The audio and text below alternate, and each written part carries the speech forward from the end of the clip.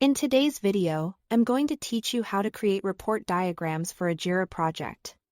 To get started, open Jira and go to the Projects section. From there, open the specific project you want to work with. Make sure you are inside the correct project before moving forward, because the reports you create will be based on that project's data, workflows, and sprint activity. Once you are in the project, look for the Reports tab in the main project menu. This is where Jira keeps built-in reporting tools that help you visualize progress, team performance, and workflow trends. If you already see reports in the navigation, go ahead and click it. If you don't see the Reports tab, don't worry.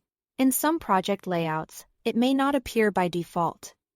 In that case, click Add Navigation. Then select Reports, and click Add to Navigation. After that, Reports should appear in your project menu, and you can open it from there. When you are inside the Reports section, click More Reports. This will show you additional reporting options so you can choose the diagram that best matches what you want to analyze. At this point, you will need to select the type of report diagram that fits your goal. If you want to understand how tasks are moving through different workflow stages and spot where work may be slowing down, choose the cumulative flow diagram. This report is especially useful for identifying bottlenecks and getting a clearer picture of how work is distributed across statuses over time. If your focus is sprint progress, then sprint burndown or burnup may be the better choice. These reports help you track how much work is remaining or how much has been completed compared to the total sprint scope. They're helpful when you want to monitor whether the team is on pace to finish the sprint as planned. If you are trying to estimate future team capacity based on past performance, choose the velocity chart. This diagram shows how much work was delivered in previous sprints, which can help with planning upcoming sprints more accurately.